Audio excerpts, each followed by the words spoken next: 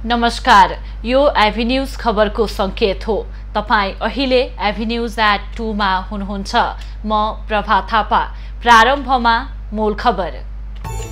Corona संक्रमणबाट काभ्रे, चितवन र रूपन्देहीमा थप एक जनाको मृत्यु। नेपालमा ज्यान गुमाउनेको संख्या 513 पुग्यो।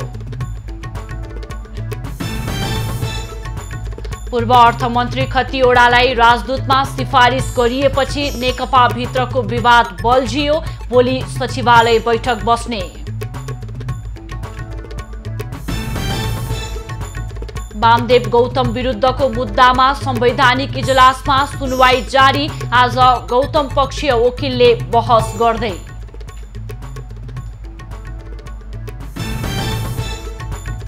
पूर्व राष्ट्रपति यादवले लिए अनसनरत डाक्टर केसीको स्वास्थ्य अवस्थाबारे जानकारी। वार्ता मार्फत समस्या समाधान गर्न सरकारलाई आग्रह।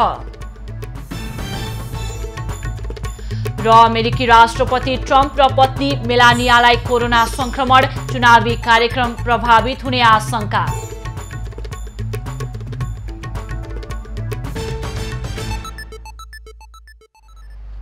अब खबरको सिलसिला प्रारम्भ गरौं। सुनवाई जारी सम्बन्धी प्रसंगबाट। सत्तारूढ नेकपाका उपाध्यक्ष वामदेव गौतमलाई राष्ट्रिय सभा सदस्यमा गरेको मनोनयन विरुद्ध सर्वोच्च अदालतको संवैधानिक इजलासमा आज पनि सुनवाई जारी छ। प्रधान न्यायाधीश चोलेन्द्र शमशेर जबरा सहित न्यायाधीशहरू दीपक कुमार कार्की, हरिकृष्ण कार्की, विश्वम्बर प्रसाद श्रेष्ठ र ईश्वर प्रसाद खतिवड़ाको इजलासमा मुद्दाको सुनवाई भइरहेको हो। बहसपछि सर्वोच्च अदालतले यो मुद्दाको अन्तिम टुङ्गो नलागुन्जेल गौतमलाई राष्ट्रिय सभा सदस्यको रूपमा काम गर्न दिने वा नदिने भन्ने बारे आदेश दिनेछ। गौतमलाई मन्त्री परिषदको सिफारिसमा राष्ट्रपति विद्यादेवी भण्डारीले राष्ट्रिय सभा सदस्यमा मनोनित गरेपछि त्यस विरुद्ध अधिवक्ता बद्रीराज भट्ट र वरिष्ठ अधिवक्ता दिनेश त्रिपाठीले दुई छुट्टै रिट हालेका थिए। बुधबार संवैधानिक इजलासमा पहिलो पेशी तोकिएकोमा त्यस दिन बहस नसकिएपछि आजलाई सारिएको हो। बुधबार रिट निवेदक तथा उनीहरूका पक्षका वकिलले र सरकारी वकिलले बहस गरेका थिए। आज गौतम पक्षधर वकिलले बहस गरिरहेका छन्। रिटमा 3 वर्ष अघिको प्रतिनिधि सभा चुनावमा पराजित गौतमलाई प्रतिनिधि सभाको त्यही कार्यकालभित्र संघीय संसदको सदस्य बनाउन नहुने माग गरिएको छ। अहिले गौतमलाई मन्त्री समेत बनाउन संविधानले नदिने दाबी रिटमा गरिएको छ। सत्तारूढ नेकपाको सचिवालय बैठक भोलि बस्ने भएको छ। आज बिहान प्रधानमन्त्री एवं पार्टी अध्यक्ष केपी ओली र अर्का अध्यक्ष पुष्पकमल दाहाल बीच बालुवाटारमा भएको छलफलपछि सचिवालय बैठक बोलाइएको हो। बैठक शनिबार अपराह्न 4 बजेका लागि बोलाइएको छ। सरकारले बिहीबार पूर्व अर्थमन्त्री डाक्टर युवराज खतिवड़ालाई अमेरिकाको राजदूतमा सिफारिस गर्ने र शंकरदास बैरागीलाई मुख्य सचिव बनाउने लगायतका निर्णय पार्टीमा छलफल नगरी गरेको भन्दै आलोचना भएपछि सचिवालय बैठक बोलाइएको हो। सरकारको निर्णयप्रति सचिवालय सदस्यहरू माधव नेपाल, झलनाथ खनाल, नारायण काजी श्रेष्ठ लगायतले असन्तुष्टि व्यक्त गरिसकेका छन्। सरकारको निर्णयको विषयमा अध्यक्ष दाहालले समेत प्रधानमन्त्री ओलीसँग असन्तुष्टि जनाएको बुझिएको छ।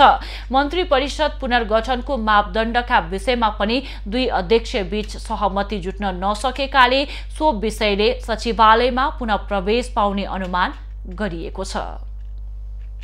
नेपालमा कोरोना भाइरस संक्रमणबाट थप 3 जनाको मृत्यु भएको छ। काभ्रे, चितवन र रूपन्देहीमा एक जना पुरुषको मृत्यु भएको हो। चितवनको भरतपुर अस्पतालमा मकवानपुरको हेटौडा उपमहानगरपालिका न्युरेनी बस्ने वर्ष 78 को पुरुषको आज मृत्यु भएको अस्पतालले जनाएको छ। उनी असोज 15 गते चितवन मेडिकल कलेजबाट भरतपुर अस्पताल रिफर भएका थिए। त्यस्तै रूपन्देहीको सैना मैना नगरपालिका साथ रामापुरका 60 वर्षीय पुरुषको पनि गैराती उपचारको क्रममा मृत्यु भएको छ। उनको बुटवल धागो कारखानामा सञ्चालित कोरोना विशेष अस्थायी अस्पतालमा मृत्यु भएको हो। धनुषाको जनकपुर उपमहानगरपालिका 2 का 6 वर्षीय बालकको पनि कोरोनाका कारण मोरङको विराट शिक्षण अस्पतालमा मृत्यु भएको छ। ती बालकमा मेनिन्जाइटिसको समस्या समेत रहेको थियो। त्यस्तै काभ्रेको धुलीखेल अस्पतालमा उपचारको क्रममा मृत्यु भएका महाभारत गाउँपालिका 2 गोकुलेका 28 वर्षीय युवकमा कोरोना संक्रमण पुष्टि भएको छ। बुधबार मृत्यु भएका युवकको PCR रिपोर्ट आज मात्रै आएको हो। यो सँगै नेपालमा कोरोना भाइरस संक्रमणबाट मृत्यु हुनेको संख्या 513 पुगेको छ। नेपालमा कोरोना संक्रमणबाट मृत्यु हुनेको संख्या 0.65% मात्र रहेको छ। तर कोरोना संक्रमणकै कारण मृत्यु हुने ज्येष्ठ नागरिकको संख्या 50% को हाराहारीमा रहेको छ। कोरोना संक्रमणको उच्च जोखिममा 60 वर्ष माथिका व्यक्तिहरू रहेका छन्। साथै नेपालमा कोरोना संक्रमणबाट मृत्यु हुनेमा 60 वर्ष भन्दा माथिका ज्येष्ठ नागरिकको संख्या पनि धेरै छ। नेपालमा कोरोना संक्रमणबाट मृत्यु हुनेको कुल प्रतिशत 0.65% रहे पनि मृत्यु हुनेमा 50% भन्दा बढी ज्येष्ठ नागरिक रहेका छन्। कोरोनाबाट नेपालमा 60 देखि 70 वर्ष उमेर समूहका व्यक्तिको मृत्यु 4.64% देखिन्छ। यसैगरी 70 देखि 80 वर्षका व्यक्तिको 6.27% र 80 वर्ष माथिका 12.5% रहेको तथ्याङ्कमा छ। उमेरको हिसाबले हेर्यो भने 60 देखि 70 वर्षका नागरिकहरू जो कोरोनाको कारणले दिवंगत हुन पुगे उनीहरूको मृत्युदर चाहिँ 4.64% रहेको छ। त्यसैगरी 70 देखि 80 वर्षका उमेर समूहका उहाँहरूको मृत्युदर चाहिँ 6.27% रहेको छ र 80 वर्षभन्दा माथिका जति पनि मृत्यु भएको छ उहाँहरूको मृत्युदर चाहिँ 12.5% रहेको छ। र यो चाहिँ जुन युरोपमा अमेरिका त्यसैगरी नेपालका छिमेकी राष्ट्रहरूमा जुन ज्येष्ठ नागरिकको मृत्युदर छ त्यो बराबर नै रहेको छ। कोरोना संक्रमणको उच्च जोखिम समूहका रूपमा ज्येष्ठ नागरिक, बालबालिका तथा दीर्घ रोगी पर्ने गर्दछन्। यस्ता समूहमा कोरोना संक्रमणको जोखिम अन्यको तुलनामा धेरै हुन्छ। साथै कोरोना संक्रमण भएको खण्डमा संक्रमणले ल्याउने जटिलताका साथै मृत्यु समेत धेरै हुने गर्दछ, जसका कारण उच्च जोखिममा रहेका व्यक्तिलाई कोरोना संक्रमणबाट बचाउन विशेष सावधानी अपनाउनु पर्ने विज्ञहरूको सुझाव छ। परिवारका दायित्वहरूले पनि एक त आफूलाई संक्रमण नहोस् र सँगसँगै घरमा भएका ज्येष्ठ नागरिकहरू र त्यसमा पनि दीर्घरोगी ज्येष्ठ नागरिकहरूमा चाहिँ यो संक्रमण नफैलियोस् भनेर पनि आफ्नो भूमिका चाहिँ निर्वाह गर्नुपर्नेछ। सोशल डिस्टेन्सिङ, फिजिकल डिस्टेन्सिङको कुरा छ, मास्कको प्रयोगको कुरा गर्नुपर्नेछ। हाल नेपालमा कोरोना संक्रमितको संख्या 8000 को हाराहारीमा पुगिसकेको छ। संक्रमण अझै बढ्ने क्रमै छ। यस्तो अवस्थामा संक्रमणका उच्च जोखिममा रहेका तथा दीर्घ रोगीहरूले विशेष सावधानी अपनाउनु पर्ने देखिएको छ। एभी न्यूज खबरका लागि त्रिगुडा भट्टराई बस्नेत, काठमाडौँ। राष्ट्रपति विद्यादेवी भण्डारीले अहिलेको कोरोना भाइरस महामारीलाई प्रगतिको बाधक बन्न दिन नहुने बताएकी छन्। संयुक्त राष्ट्र संघको 75औं महासभाको अवसरमा न्युयोर्कमा आयोजित उच्च स्तरीय बैठकमा भर्चुअल माध्यमबाट नेपालका तर्फबाट सम्बोधन गर्दै राष्ट्रपति भण्डारीले सो कुरा बताएकी हुन्। उनले कोरोना भाइरसको महामारीले असमानताको जोखिमलाई अझ बढाएको बताएकी छन्। सम्बोधनका क्रममा राष्ट्रपति भण्डारीले समयमै स्वास्थ्य स्याहार, खोपमा समान पहुँच एवं महिला, किशोरी तथा बालिकाहरूको आर्थिक तथा सामाजिक आवश्यकताहरू सम्बोधन गर्न पुनर्लाभका योजना जरुरी रहेको औल्याइन्। राष्ट्रपति भण्डारीले बेजिङ घोषणा पत्र तथा कार्य योजनाले महिला, किशोरी तथा बालिकाहरूको समानता र सशक्तिकरणका लागि रूपान्तरणकारी खाका प्रदान गरेको समेत उल्लेख गरिन्। पूर्व राष्ट्रपति डाक्टर रामवरण यादवले चिकित्सा शिक्षा र स्वास्थ्य क्षेत्र सुधारको माग राखेर अनसन बसिरहेका डाक्टर गोविन्द केसीसँग भेट गरेका छन्। त्रिवी शिक्षण अस्पताल महाराजगञ्ज पुगेर आज यादवले डाक्टर केसीको स्वास्थ्य अवस्थाको बारेमा जानकारी लिएका हुन्। भेटपछि पूर्व राष्ट्रपति यादवले केसीले सत्याग्रह मार्फत जनताको माग उठाएकाले सरकारले वार्ता मार्फत समस्या समाधान गर्नुपर्ने बताएका छन्।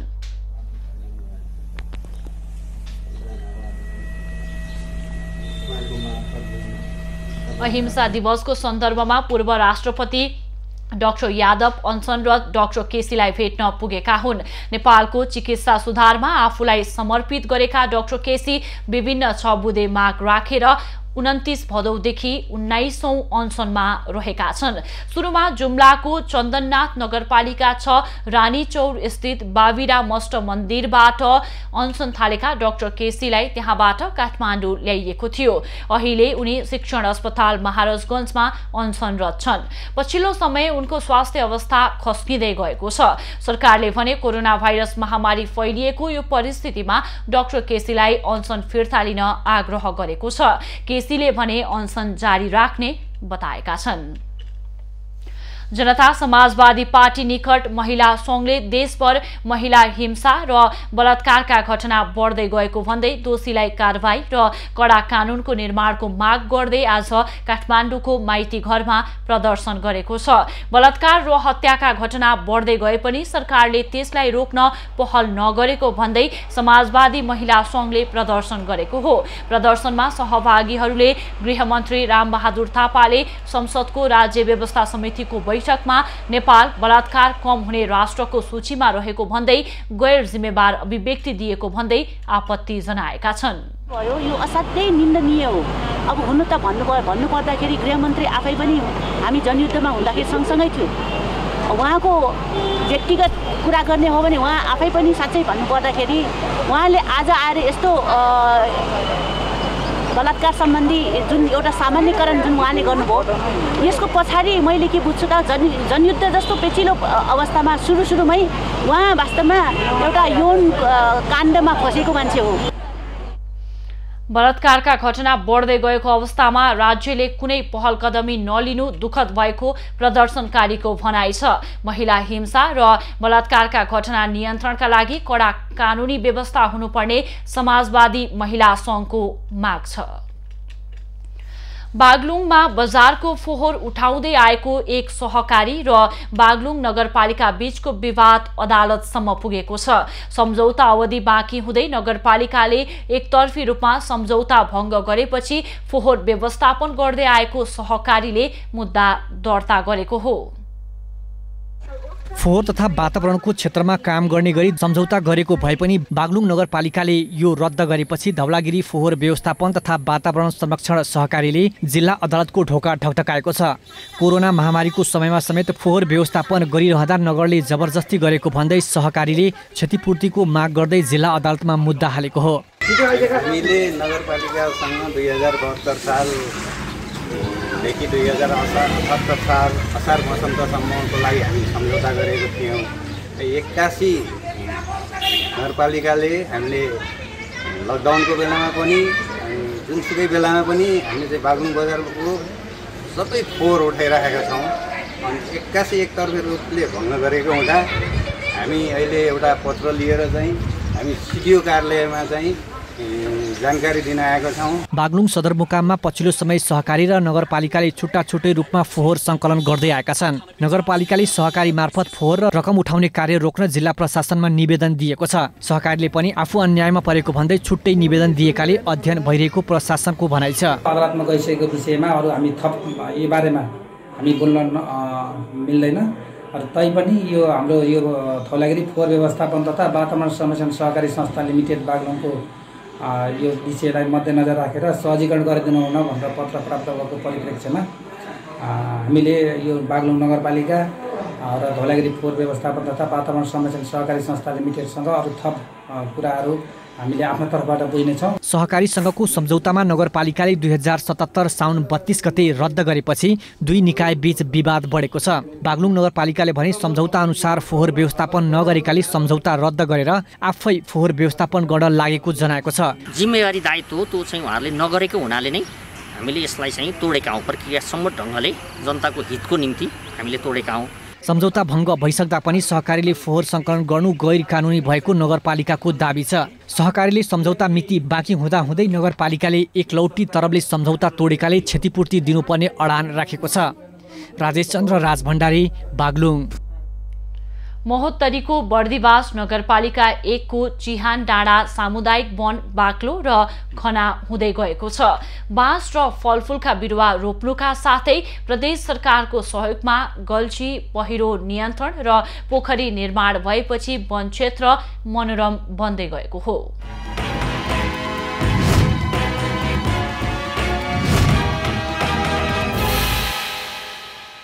महोत्तरीको बर्दिवास नगरपालिका 1 को चिहान डाँडा सामुदायिक वन क्षेत्र संरक्षणमा गरिएको पहल सफल देखिएको छ। प्रदेश 2 सरकारले उद्योग, पर्यटन, वन तथा वातावरण मन्त्रालयले गल्छी र पहिलो नियन्त्रणका लागि 24,95,000 रकम उपलब्ध गराएपछि समितिले 3 वटा गल्छीमा छहरा बाँध र पोखरी निर्माण गरेपछि वन क्षेत्र बाक्लो र मनोरम बन्दै गएको हो।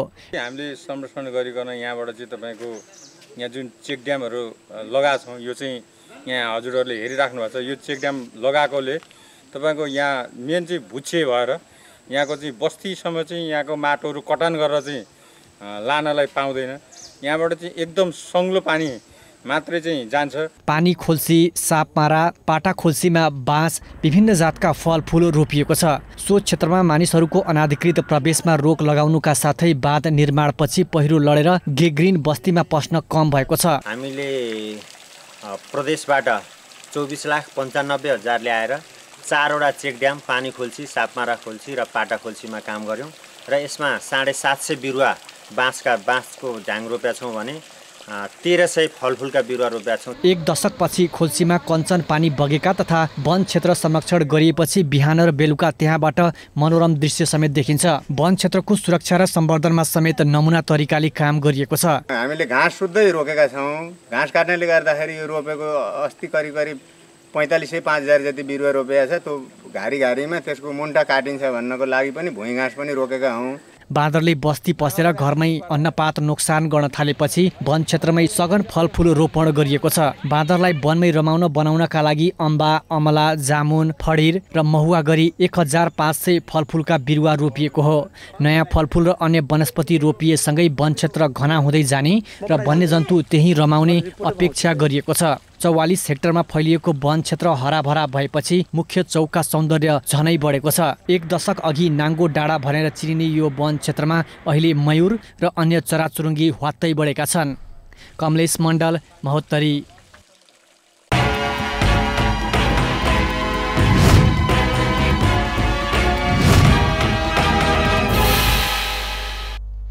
कोदारमा निकै ठुलो लगानीमा निर्माण भइरहेको भोजपुर रङ्गशाला निर्माणको काम तीव्र गतिमा अघि बढेको छ। वर्षात र लकडाउनमा समेत निरन्तरता दिएकाले रङ्गशाला निर्माणको काम 40% भन्दा बढी सकिएको छ। खेलकुद क्षेत्रको विकासका लागि प्रदेश 1 सरकारको निकै महत्त्वपूर्ण योजनाको रूपमा रहेको भोजपुर रङ्गशाला निर्माणको कामले गति लिएको हो। शहरी विकास तथा भवन निर्माण कार्यालय धनकुटाको 14 करोड 5 लाख लागतमा गत मङ्सिर महिनाबाट निर्माण सुरु भएको हो। 2080 सालसम्म निर्माण अवधि भए पनि सरकारले समयमा बजेट दिएमा सम्झौता अघि नै काम सक्ने ठेकेदार कम्पनीले दाबी गरेको छ। रङ्गशाला हामी लगभग यो आर्थिक वर्षमा अन्त्य गर्नेछौँ। सरकारले केही पैसा दिन सक्यो भने, दिन सकेन भने पनि असार मसान्तसम्ममा यो चाहिँ सबै स्ट्रक्चर सकेर फिनिसिङ बाँकी राखेर गेट लगाउनेसम्म लक्ष्य राखेका छौँ। सरकारले पैसा दियो भने त यही आर्थिक वर्षमा हामी सक्छौँ। रङ्गशाला 23 रोपनी क्षेत्रफलमा निर्माण भइरहेको छ।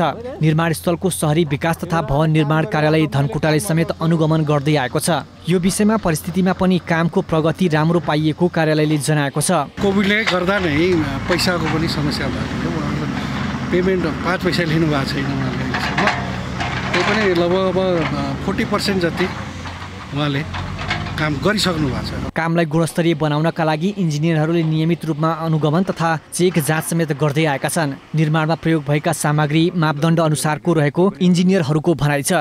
यहाँ चाहिँ काम हेर्दाखेरि काम गतिलो भएको छ। हामीले वर्क सेड्युल बनाएको भन्दा गतिलो काम भएको छ। यहाँ 3टा पारा हाम्रो कन्स्ट्रक्सन छ, 3टा बाँकी रहेछ। रिटेनिङ स्ट्रक्चर काम मोटामोटी सकिसकेको छ। लगभग हामीले 40% जति काम सकिसकेका छौँ। कामको गुणस्तर पनि राम्रो छ, काम गतिलो तरिकाले गरिरहेका छौँ। हालसम्म कार्यालय भवन, फाउन्डेसन लगाउने लगायत स्ट्रक्चरको काम 60% बढिसकिएको छ भने प्याराफिट बनाउने, रेटिनिङ वाल लगाउने लगायतको काम भइरहेको छ। रङ्गशालामा 5000 मानिस अट्न सक्ने गरी 7 वटा प्याराफिट निर्माण हुने कार्यालयले जनाएको छ। युवराज विष्ट, भोजपुर। अब बाँकी खबर। आधा किलोग्राम अवैध सुनसहित प्रहरीले कपिलवस्तुको मायादेवी गाउँपालिका 5 बनकछियाबाट दाजु बहिनीलाई पक्राउ गरेको छ। कपिलवस्तुबाट भारततर्फ लग्दै गरेको अवस्थामा 34 वर्षीय पवन कुमार गुप्ता र उनकी बहिनी 15 वर्षीय महिमा गुप्तालाई प्रहरीले पक्राउ गरेको हो। लु 56 प 6310 नम्बरको मोटरसाइकलमा भारततर्फ जाँदै गरेको अवस्थामा उनीहरू पक्राउ परेका हुन्। पवन गुप्ताले कम्मरमा बाँधेको नीलो रङको थैलीभित्र अवैध सुनका गहना फेला परेको प्रहरीले जनाएको छ। बरामद गरिएको सुन 42,03,096 रुपैयाँ मूल्य बराबरको रहेको प्रहरीले जनाएको छ। प्रहरीले सुन र पक्राउ परेका व्यक्तिलाई आन्तरिक राजस्व कार्यालय बुटोलमा बुझाएको छ। त्रिभुवन राजपथ अन्तर्गत मकवानपुरको भीमफेदी गाउँपालिका 1 स्थित भैँसेमा आज बिहान ट्रक दुर्घटना हुँदा 3 जना घाइते भएका छन्। ना 7 ख 4252 नम्बरको ट्रक सडकबाट करिब 20 मिटर तल खोलामा खसेर दुर्घटना भएको हो। दुर्घटनामा सवारी चालक कलैया उपमहानगर 2 का 40 वर्षीय मिश्रीलाल राउत, सहचालक 23 वर्षीय कन्हैयालाल पटेल र गाडीमा सवार 30 वर्षीय अनिल कुमार कुशवाहा घाइते भएका छन्। घाइतेहरूको हेटौँडा अस्पतालमा उपचार भइरहेको छ। औषधि लगायतका सामग्री बोकेको ट्रक स्टेरिङ बिग्रेर दुर्घटना भएको बताइएको छ। पूर्व अर्थमन्त्री डाक्टर युवराज खतिवड़ाको राष्ट्रिय योजना आयोगको सदस्यबाट सुरु भएको लाभको पद पाउने क्रम अझै रोकिएको छैन। प्रधानमन्त्री ओलीले निकै रुचाएका पात्र खतिवड़ा पुनः अमेरिकाका लागि नेपाली राजदूतमा सिफारिस भएका छन्। राष्ट्रिय सभा सदस्य हुन नसकेपछि सिंहदरबारबाट बाध्यात्मक बहिर्गमन भोगेका डाक्टर युवराज खतिवड़ा पुनः विगतको जत्तिकै बलियो आर्थिक सल्लाहकार भएर बालुवाटार प्रवेश गरेका थिए। तर त्यसको 15औं दिनमा बिहिबार अमेरिकाका लागि राजदूतमा सिफारिस भएका छन्। खतिवड़ाको यो 8औं पटकको सरकारी नियुक्ति हो। 2074 सालको संसदीय निर्वाचनमा वाम गठबन्धनको घोषणा पत्र लेख्न सहयोग गरेदेखि प्रधानमन्त्री ओलीले सधैँ खतिवड़ालाई विश्वासको पात्रको रूपमा राजनीतिक नियुक्ति दिँदै आएका छन्। 2/3 नजिकको सरकारका प्रधानमन्त्री केपी ओलीले सांसद सदस्य नै नरहेका डाक्टर युवराज खतिवड़ालाई मन्त्री बनाएर उनलाई लाभको पद दिन सुरु गरेका थिए। राजीनामा दिँदै 2 पटकसम्म अर्थमन्त्री बनाएका ओलीले फेरि उनलाई अमेरिकाको राजदूतका रूपमा अघि सारेका छन्। प्रधानमन्त्री ओलीकै आघात स्नेहकै कारण 1 महिनामा 3 पटक सरकारी नियुक्ति पाउने सम्भवतः पहिलो व्यक्ति खतिवड़ा बनेका छन्। गत फागुनमा राष्ट्रिय सभा सदस्यको 2 वर्षे कार्यकाल पूरा गरेपछि प्रधानमन्त्रीले खतिवड़ालाई राष्ट्रिय सभा सदस्यमा पुनः मनोनित सदस्यका रूपमा ल्याउन चाहेका थिए। तर वामदेव गौतम आकांक्षीका रूपमा उभिएपछि संविधानतः 6 महिनासम्म राष्ट्रिय सभा सदस्य खाली रह्यो। यो अवधिमा सांसद नरहे पनि खतिवड़ाले अर्थमन्त्रीका रूपमा दोस्रो कार्यकाल पूरा गरे। त्यसपछि पार्टी भित्रको विवादका कारण राष्ट्रिय सभा सदस्य बनाउन नसकेपछि ओलीले उनलाई मन्त्री सरहकै सुविधा दिएर आर्थिक सल्लाहकार बनाएका थिए। पार्टी भित्र विरोध हुँदाहुँदै खतिवड़ालाई आर्थिक सल्लाहकार बनाएकोमा नेकपा भित्रै असन्तुष्टि थियो। एउटै व्यक्तिलाई फेरि अमेरिकाको राजदूत सिफारिस गरेपछि नेकपामा विवाद चुलिने देखिएको छ। तत्कालीन नेकपा एमालेदेखि हालको नेकपासम्म आइपुग्दा खतिवड़ाले पटक पटक लाभको पद पाएका छन्। उनले यसअघि नेपाल राष्ट्र बैंकको गभर्नर, 2 पटक योजना आयोगको उपाध्यक्ष, राष्ट्रिय सभा सदस्य, 2 पटक अर्थमन्त्रीको भूमिका समेत निर्वाह गरिसकेका छन्। राजाको शासनकालमा लोकेन्द्र बहादुर चन्दको सरकारले पनि डाक्टर खतिवडालाई राष्ट्रिय योजना आयोगको सदस्यमा नियुक्ति गरेको थियो। सिंहदरबारबाट बाध्यात्मक बहिर्गमनमा परेका उनी पछिल्लो समय बलियो सल्लाहकार भएर अमेरिकाको राजदूतमा सिफारिस हुने सबैभन्दा भाग्यमानी व्यक्ति समेत बनेका छन्। खतिवडाले 2066 सालदेखि यता सत्तामा हुँदा निरन्तर लाभको पद प्राप्त गरिरहेका छन्। बैतडीमा स्थानीय तहहरूले कोरोना महामारी नियन्त्रणमा गरेको खर्चबारे ठाउँ ठाउँमा प्रश्न उठ्न थालेको छ। पाटन नगरपालिकाले कोरोना नियन्त्रणमा गरेको खर्चबारे स्थानीयले छानबिनको माग राखेपछि अख्तियारले अनुसन्धान सुरु गरेको छ। त्यस्तै दशरथचन्द नगरपालिकाले गरेको खर्चबारे पनि स्थानीयले गुनासो गरेका छन्। दशरथचन्द नगरपालिका बैतडीले आयोजना गरेको सार्वजनिक सुनवाई कार्यक्रममा अधिकांश स्थानीयले कोरोना नियन्त्रणमा गरिएको खर्चबारे प्रश्न उठाएका छन्। नगरपालिकाले कोरोना नियन्त्रणमा भएको खर्चबारे सार्वजनिक गरेको प्रतिवेदनमा चित्त नबुझेपछि स्थानीयले विस्तृत जानकारी लिने बताएका छन्। कोरोनामा जुन खर्च भयो भनेर अहिले हाम्रो प्रशासकीय अधिकृतज्यूले प्रस्तुत गर्नुभएको छ, उहाँको प्रेजेन्टेसनमा अब कति खर्च भयो के भयो भन्ने कुरामा हामी अहिले भन्दा पनि अब पछि उहाँसँग हामी यो सूचना लिनेछौँ। यता नगरपालिकाले भने कोरोना नियन्त्रणमा भएको खर्च पारदर्शी रहेको दाबी गरेको छ। कोरोना नियन्त्रण कोषमा रहेको खर्चमा कुनै अनियमितता नभएको नगरपालिकाले बताएको छ। कोरोना कोषमा राखेर 1,56,67,390 रुपियाँ हामीले कोरोना कोषमा राखेका छौँ। यदि यसमा कुनै किसिमको चुहावट या कुनै किसिमको नियतका यदि कसैले गर्छ भने त्यो आफ्नो बाबुको रगत खाए जस्तो हुन्छ। सार्वजनिक सुनवाई कार्यक्रममा स्थानीय विकास निर्माणका कामहरूमा समेत पारदर्शिता नभएको नागरिकले आरोप लगाएका छन्। नगरपालिकाप्रति स्थानीयले सडक, बाटो, खानेपानी, शिक्षा, स्वास्थ्य, सरसफाई सम्बन्धी कामका विषयमा गुनासो गरेका छन्। जिल्ला प्रमुखज्यू पनि हिँड्नु भएको छ, सबै ठुल्ठुला कर्मचारीहरू, देश विदेशका मान्छेहरू, रोडको स्थिति के भएको छ अहिले 2-3 सालसम्म। बैतडीमा 10वटा स्थानीय तहमध्ये दशरथचन्द नगरपालिका सहित 4वटाले मात्रै गत आर्थिक वर्षको सार्वजनिक सुनवाई गरेका छन्। पछिल्लो पटक सार्वजनिक सुनवाई गरे पनि दशरथचन्द नगरपालिकामाथि समय समयमा अनियमितताका विभिन्न आरोप लाग्ने गरे पनि त्यसको सम्बोधन गर्न भने सकेको देखिँदैन। गत भदौ अन्तिमतिर स्थानीयले विभिन्न सूचना माग गर्दै निवेदन दर्ता गराएका थिए, तर हालसम्म पनि उक्त सूचना प्राप्त नभएको उनीहरूले बताएका छन्। Lokesh Saud, Baitadi. Rotary club of बिर्तामोडको अग्रसरतामा झापाको भद्रपुर स्थित मेची प्रादेशिक अस्पताललाई एक थान कोरोना परीक्षण गर्ने पीसीआर मेसिन प्रदान गरिएको छ। जिल्लामा पछिल्लो समय समुदाय स्तरमै कोरोना संक्रमणको दर बढिरहेको बेला परीक्षणमा सहयोग पुर्याउने उद्देश्यले अस्पताललाई पीसीआर मेसिन प्रदान गरिएको रोटरी क्लबले जनाएको छ।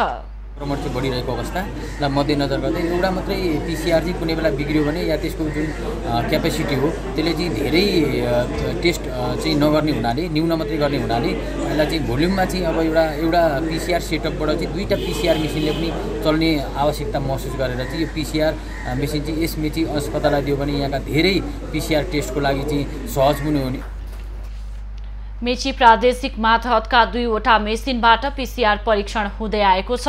क्लबले प्रदान गरेको यो मेसिन सहित मेची अस्पतालको मातहतमा 3वटा पीसीआर मेसिन भएका छन्।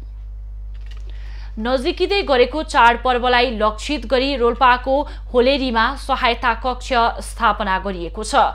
अस्थायी ट्राफिक प्रहरी पोस्ट होलेरी रोल्पाले होलेरी बजारमा सहायता कक्ष स्थापना गरेको हो। चाडपर्वमा सार्वजनिक सवारी साधनहरूमा नागरिकहरूको आवागमन बढ्ने भएकाले यात्राको अवधिमा सर्वसाधारण नागरिकलाई केही समस्या परेमा सहायता कक्षमा सम्पर्क राख्न सकिने प्रहरीले जनाएको छ। कार्यक्रममा ट्राफिक प्रहरी, स्थानीयवासी, गाडी चालक र सरोकारवाला निकायहरूको सहभागिता रहेको छ।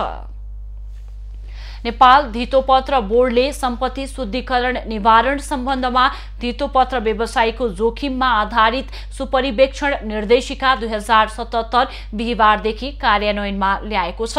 अपराधजन्य कार्यबाट आर्जित आयलाई सम्पत्ति शुद्धिकरण तथा आतंकवादी क्रियाकलापमा वित्तीय लगानी निवारण सम्बन्धी निर्देशनमा भएको व्यवस्थालाई प्रभावकारी कार्यान्वयन गर्न निर्देशिका लागू गरिएको हो। धितो पत्र बोर्डले अन्तर्राष्ट्रिय स्तरको रूपबाट जोखिममा आधारित सुपरिवेक्षण गर्नका लागि सुपरिवेक्षण म्यानुअल बनाएर जारी गरेको हो। यसबाट जोखिममा आधारित सुपरिवेक्षण कसरी गर्ने भन्ने सम्बन्धमा ब्रोकर तथा मर्चेन्ट बैंकहरूको कारोबार कार्यालय ग्राहकलाई समेत समेटेर प्यारामिटर तयार गरी सोही आधारमा जोखिम गणना गरिनेछ। जोखिमको गणना गर्दा 1 देखि 5 सम्म अङ्क दिइने गरी म्यानुअल तयार पारिएको छ। यस अनुसार जसको सबैभन्दा बढी जोखिम अर्थात् 5 अङ्क आउँछ त्यसको वर्षै पछि स्थलगत निरीक्षण गरिने बोर्डले जनाएको छ। कम जोखिम आउनेलाई 2-3 वर्षको अन्तरालमा स्थलगत निरीक्षण गरिने बताइएको छ। सबैभन्दा बढी जोखिम 5 आउँछ उसलाई चाहिँ हामी एकदमै वर्षको दुईचोटि नै स्थलगत निरीक्षणमा जान्छौँ र जसको चाहिँ कम आउँछ भने उसलाई चाहिँ हामीले 2 वर्ष अथवा 3 वर्षमा एकचोटि चाहिँ स्थलगत निरीक्षण जान पुग्ने गरिकन चाहिँ यो म्यानुअल चाहिँ एउटा रेडी गरेका छौँ। नेपालको धितो पत्र क्षेत्र सम्पत्ति शुद्धिकरण र आतंकवादी क्रियाकलापबाट मुक्त होस् भन्ने उद्देश्यले म्यानुअल तयार गरी लागू गरिएको हो। सकेसम्म सम्पत्ति शुद्धिकरण सम्बन्धी क्रियाकलाप नहोस् भन्ने रहेको र भइहाल्यो भने पनि सुपरिवेक्षण म्यानुअलबाट भेटाउन सजिलो हुने विश्वास बोर्डको छ। सकेसम्म त नहोस् भन्ने हो हैन, अब यहाँबाट हुँदै नहोस् भन्ने हो, तर भइहाल्यो भने पनि त्यसलाई चाहिँ हामी सुपरभिजनबाट एउटा यस्तो टुलहरू प्रयोग गर्छौँ कि त्यसलाई चाहिँ भेटियोस् र त्यसलाई चाहिँ एउटा फर्दर चाहिँ अगाडि कारबाही गर्न चाहिँ सजिलो होस्। सुपरिवेक्षण म्यानुअलबाट व्यवसायीको स्थलगत तथा गैर स्थलगत सुपरिवेक्षण गरिने, धितोपत्र व्यवसायीहरूबाट सङ्कलन गरिने परिणात्मक तथा गुणात्मक तथ्याङ्क तथा विवरणहरूबाट धितोपत्र व्यवसायीको गैर स्थलगत जोखिम मूल्याङ्कन हुनेछ। यसबाट उनीहरूसँग सम्बन्धित सम्पत्ति शुद्धिकरण जोखिम कति हुन्छ भनेर गणना गर्न सक्ने स्थितिमा बोर्ड पुगेको छ। बागलुङ सदरमुकामबाट दक्षिण क्षेत्रको केन्द्र कुस्मीसेरा जाने सडक निर्माण सुरु भएको 2 दशक बित्दा पनि स्तर उन्नति हुन सकेको छैन। सडक निर्माण भएको 23 वर्षसम्म पनि कालोपत्रे नहुँदा सर्वसाधारण जोखिमपूर्ण यात्रा गर्न बाध्य छन्। पर्याप्त बजेट विनियोजन नहुँदा बागलुङ सदरमुकामबाट कुस्मा सेरा जाने सडकले पूर्णता पाउन नसकेको हो। 21 किलोमिटर सडक खण्डमध्ये कालीगण्डकी करिडोरदेखि पाक्जासम्मको झण्डै 4 किलोमिटर 2073 सालमा कालोपत्रे गरिएको भए पनि अहिले उक्किसकेको छ। 2054 सालमा बनेको सडकमा वर्षेनी लाखौँ रकम खर्च गरे पनि अवस्था सुधार हुन नसकेको स्थानीयको गुनासो छ। स्थानीय निकायको एकतर्फ बजेट थोरै हुने र अर्कोतर्फ भौतिक पूर्वाधारको क्षेत्रमा ठुला कामहरू गर्नका लागि उनीहरूसँग पहुँच नहुने, सामान्य बाटो सरसफाई गर्नेदेखि सामान्य खर्चहरू उनीहरूले बेर्न सक्छन् तर ठुला सडक योजनाहरू उनीहरूले सम्पन्न गर्न सक्ने परिस्थिति छैन। त्यसकारण कम्तीमा पनि माथिबाटै आउने भौतिक पूर्वाधारतर्फको बजेटको सही सदुपयोग सडक विभागले गर्न सक्ने हो भनेदेखि यो समस्या समाधान भएर जान्छ। विशेष गरी पाक्जा, पानी ट्याङ्की र सरङ्गे लगायत स्थानमा हिलोले सवारी साधन फस्ने गरेका छन्। जुनसुकै स्थानमा गाडी फसेपछि दिनभर कुरेर बस्नुपर्ने, पैदल गए पनि हैरानी खेप्नुपर्ने बाध्यता छ। बाटोको अवस्था नाजुक छ, बिचमा छेदबिच भइराखेको अवस्था, गाडी रोकिराखेको अवस्था। अब बिहान बनायो बेलुका युनिभर्सल ट्याङ्कीहरू चलाउने भइराखेको अवस्था। त्यो नाजुक त पहिलाको पनि अब अवस्था त गम्भीरै थियो, झन् त्यहाँ भन्दा पनि भरस्टै भइसकेको छ बाटो। स्थानीयलाई बिहान सदरमुकाम गएर बेलुकी घर फर्कन हम्मे हुने गरेको छ। सडक निर्माणको जिम्मेवारी लिएको कर्ण बिल्डर्स कन्स्ट्रक्सनले बाटो काट्ने, पक्की पर्खाल लगाउने, तारजाली सहितको पर्खाल बनाउने काम गरे पनि बर्सातको समयमा सडक क्षत विक्षेत भएको छ। सडक नबन्दा जनप्रतिनिधिमाथि पनि प्रश्न उठ्ने गरेको छ। मान्छेले बाटो खुल्ने कहिले हो, बाटो खुल्ने कहिले हो भन्ने छ। अब बाटो खुल्छ भन्नु परेको छ। त्यस्तो हुँदा हामीलाई पनि लजास्नु भएको छ। राज्यसँग अब प्रोजेक्ट पनि नभएको होला, त्यसलाई चाहिँ अन्त बजेट पठाएर भए पनि सबै पावर शक्तिको भरमा आफ्नो क्षेत्रमा मात्रै बजेट लाने र हाम्रो दक्षिणको नेताहरूको पावर नपुगेको कि भन्ने लागेको छ मलाई। 21 किलोमिटर लामो सडक खण्डमध्ये 6 किलोमिटर सडक यसअघि कालोपत्रे भएको छ। बाँकी 15 किलोमिटर सडक 3 खण्डमा कालोपत्रे गर्ने तयारी छ। सडक निर्माण पूर्वाधार क्षेत्र विकास कार्यक्रमको 8 करोड र भौतिक पूर्वाधार मन्त्रालयको 26 करोड बजेटमा निर्माण हुन लागेको हो। राजेश चन्द्र राज भण्डारी, बागलुङ। अब पालो एभी न्यूज एट मौसमको। एभी न्यूज एट मौसमको साथमा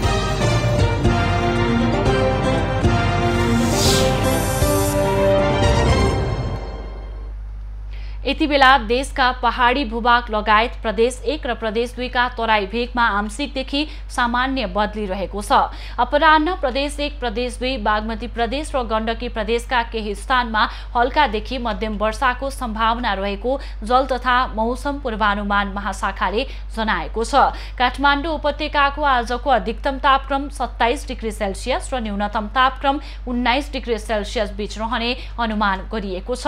आज सूर्योदय बिहान 5:57 भयो भने सूर्यास्त साँझ 5:48 हुनेछ। आज देशभरको मौसम कस्तो रहला त? हेरौं देशका विभिन्न स्थानको अनुमानित मौसमी अवस्था।